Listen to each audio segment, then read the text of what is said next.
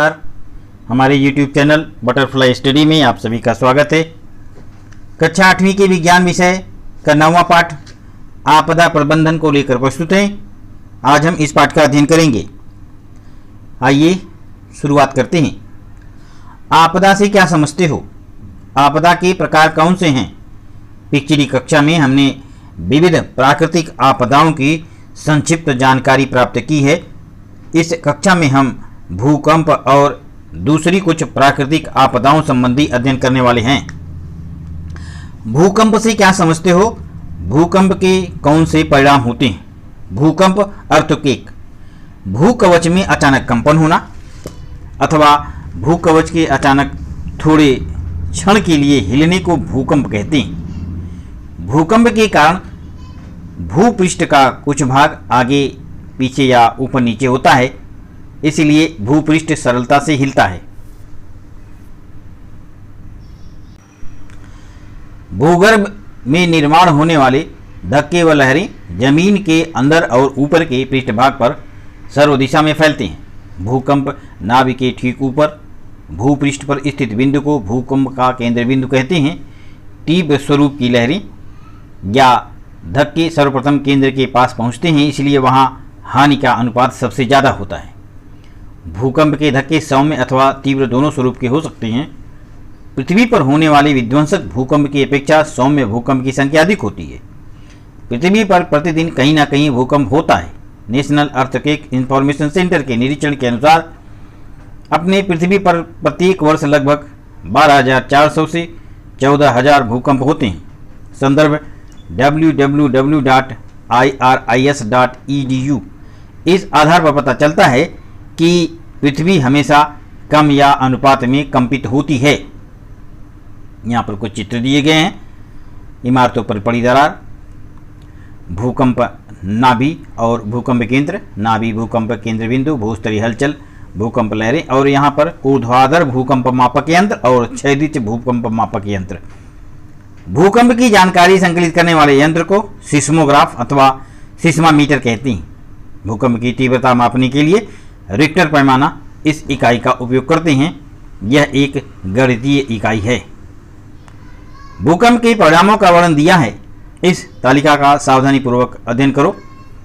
Internet मेरा मित्र, internet की सहायता से रिक्टर पैमाना तथा भूकंप के परिणाम की जानकारी प्राप्त करो। भूकंप के कारण और भूकंप के परिणाम। ज्वालामुखी का विस्फोट, बड़े बड़े बांधों का जमीन पर पड़ने वाला तनाव, खदानों को खोदना, जमीन के अंदर किए जाने वाले परमाणु परीक्षण, भूपृष्ठ के अंतर्गत भाग से पानी रिसता है तथा जमीन के अंदर प्रचंड ऊष्मा से पानी की भाप बनती है और यह भाप कमजोर पृष्ठभाग से बाहर निकलने का प्रयत्न करती है, तब भूकंप होते हैं। भूकंप के परिणाम। पहला, मनुष्य के साथ साथ वन्य जीव व पालतू प्राणियों की भी जीवित हानि होती है।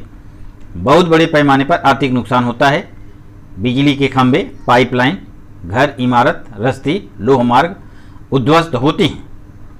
जैविक विविधता की हानि होकर परिसंस्था को खतरा होता है। नदियां, नाले, इनका प्रवाह बदलता है। शहरी भागों में आग लगने की संभावना होती है। समुद्र तल में भूकंप होने पर सुनामी लहरों का निर्माण होकर समुद्र किनार पट्टी पर बड़े पैमाने पर हानि होने की संभावना होती है। भूमिगत जल स्तर ऊपर नीचे होता है। भूकंप के बारे में सतर्कता।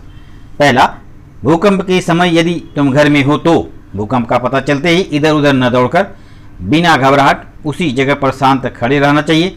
जमीन पर बैठ जाओ। टेबल, पलंग, किसी भी एक फर्नीचर के नीचे स्वयं को छुपा लो और जमीन की हलचल रुकने तक वहीं रुको। तुम्हारे आसपास कोई भी टेबल अथवा डेस्क न हो तो घर के किसी कोने में नीचे बैठकर दोनों हाथ घुटनों पर रखो, उसमें तुम्हारा चेहरा ढांक लो।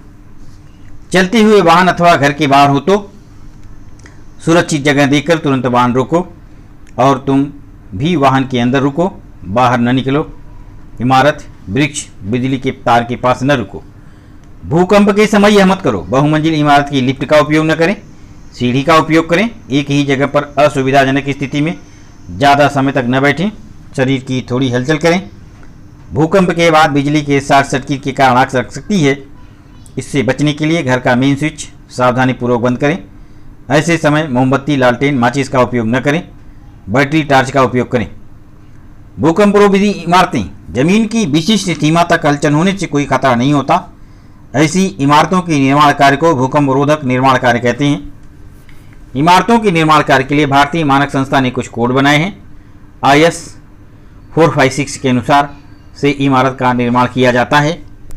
उसी प्रकार भूकंप रोधक निर्माण कार्य के लिए IS 1392 भूकंप रोधक आरेखन की संरचना के मापदंड और IS 1392 भूकंप प्रभाव के संदर्भ में सशक्त कंक्रीट रचना का तानीय विस्तार का उपयोग किया जाता है। भूकंप रोधक निर्माण कार्य में आधुनिक तंत्र ज्ञान का उपयोग किया जाता है। भूकंप की पूर्व सूचना प्राप्त हो इसके लिए laser ranging, very long, baseline, Geiger, counter, creep meter, strain meter, tide gauge, tilt meter, volumetric strain gauge, इनके जैसे आधुनिक साधनों का उपयोग किया जाता है। फायर, आग। आग यह प्राकृतिक आपदा है या मानव निर्मित? आग के प्रकार। ठोस वर्गीय ठोस पदार्थ, ठोस रूप पदार्थ सामान्यतः ज्वालाग्राही पदार्थ से लगने वाली आग जैसे लकड़ी, कपास, कोयला, कागज इत्यादि, यह ठंडा करके आग बुझाई जाती है। वर्गीय आग, द्रव रूप पदार्थ, ज्वालाग्राही द्रव पदार्थ से लगने वाली आग, उदाहरण पेट्रोल, तेल, वार्निश, विलायक, रसोई का तेल, रंग इत्यादि। ये पदार्थ पानी की अपेक्षा हल्के होते हैं, अतः झाग वाले अग्निशामक यंत्र द्वारा ये आग बुझाई जाती है। तीसरा, क वर्गीय आग, गैस रूप पदार्थ, एसिटिलीन, घरेलू गैस, LPG गैस इत्यादि ज्वलनशील गैसों द्वारा लगने वाली आग। ड वर्गीय आग, रासायनिक पदार्थ, ज्वलनशील धातु से लगने वाली आग, इसमें सोडियम, पोटेशियम और कैल्शियम धातु हैं। ये सामान्य तापमान पर पानी के साथ क्रिया करती हैं। उसी प्रकार से मैग्नीशियम, एल्यूमिनियम और जिंक जो उच्च तापमान पर पानी के साथ क्रिया करती हैं। दोनों समूह की धातुएं जब पानी के साथ करती हैं तब विस्फोट होता है। ई वर्गीय आग, इलेक्ट्रिकल सामान फिटिंग के साधनों के साथ कारण लगने वाली आग कार्बन डाइऑक्साइड जैसे आग प्रतिबंधक से बुझाई जाती है। आग बुझाने की विधि। आग फैलने पर उसके नियंत्रण की 3 प्रमुख विधियां हैं। ठंडा करना। आग बुझाने के लिए पानी एक प्रभावी साधन है और वह सर्वत्र उपलब्ध होता है। आग पर अथवा आग के आजू बाजू में पानी डालने पर ठंडक का निर्माण होता है और आग पर नियंत्रण करना सरल हो जाता है। दूसरा, आग कम करना। आग कम करने के लिए तथा विशिष्ट तेल के कारण और बिजली के कारण लगी आग को बुझाने के लिए रेत अथवा मिट्टी का उपयोग करना अच्छा होता है। झाग जैसा पदार्थ आग पर फेंकने से उसका उपयोग आग ढकने के जैसा होता है। यह आग बुझाने की विधि तेल के कारण लगी आग के लिए बहुत उपयुक्त होती है। ज्वलनशील पदार्थ अलग करना। इस पद्धति में ज्वलनशील पदार्थ को ही अलग करना होता है।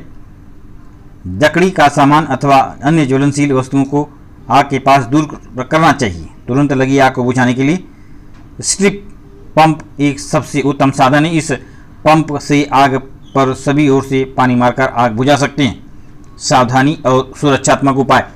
गैस का रेगुलेटर जब उपयोग में न हो उस समय रात को सोते समय और गांव जाते समय ध्यान से बंद करना चाहिए। आग ऐसे जोर से चिल्लाकर दूसरों को सावधान करो और मदद के लिए बुलाओ। अग्निशामक दल को तुरंत फोन कर बुलाओ। अग्निशामक टंकियों का उपयोग किस प्रकार करते हैं इसकी जानकारी प्राप्त करो। प्रथमोपचार। घायल व्यक्ति को आरामदायी स्थिति में बिठाए रखें अथवा सुला कर रखें व तुरंत डॉक्टर की सहायता लें। पर्वतशिला का गिरना यानी भूस्खलन, लैंडस्लाइड। पूना जिले की मालिन दुर्घटना के बारे में जानकारी बताओ, उसका क्या परिणाम हुआ था। पर्वतशिला की गिरने का क्या अर्थ है। पूना जिले की मालिन में जो दुर्घटना हुई थी वहाँ पर एक पहाड़ी खिसक गई थी और उसके पहाड़ी के नीचे के भाग में बहुत सारे घर बने हुए थे और पूरा का पूरा गांव उस पहाड़ी की खिसकने से पूरा का पूरा गांव उसमें दब गया था। पर्वतशिला माने कि पहाड़ की जो बड़ी बड़ी चट्टान गिरती है उसी को पर्वतशिला गिरना कहते हैं। कठोर चट्टानों में प्राकृतिक रूप से पाई जाने वाली दरारें अथवा जगह या बड़ी चट्टानों की टूटने के कारण होता है। विशेषतः अतिवृष्टि के समय पत्थरों की दरारों जगहों में पानी भर जाने के पत्थर का क्षरण होता है जिससे वजन बढ़ता है और इस प्रकार के पत्थर ढलान वाले प्रदेश में लुढ़कते हुए जाकर नीचे स्थिर हो जाते हैं। इसे ही पर्वतशिला का गिरना कहते हैं। पर्वतशिला गिरने के कारण भूकंप, सुनामी, अतिवृष्टि, तूफान, बाढ़ जैसी प्राकृतिक आपदाओं के परिणाम स्वरूप भी पर्वतशिलाएं गिरती हैं।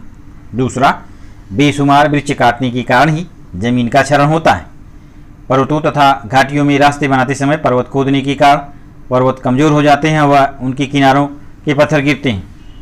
पर्वत शिला गिरने के कारण परिणाम: नदियों में अचानक बाढ़ आती है, वह नदी के मार्ग बदल जाते हैं, जल प्रपात का स्थानांतरण होता है, कृत्रिम जलाशय का निर्माण होता है, पर्वत शिला के नीचे के गिरने से नीचे लगे वृक्ष भी टूट जाते हैं, ढलान पर हुए निर्माण कार्य भी ढह जाते हैं। ये सब पत्थर, मिट्टी के ढेर वृक्ष के नीचे सपाट क्षेत्र में गिरते हैं, जिसके कारण बहुत बड़े पैमाने पर जीवित व आर्थिक हानि होती है।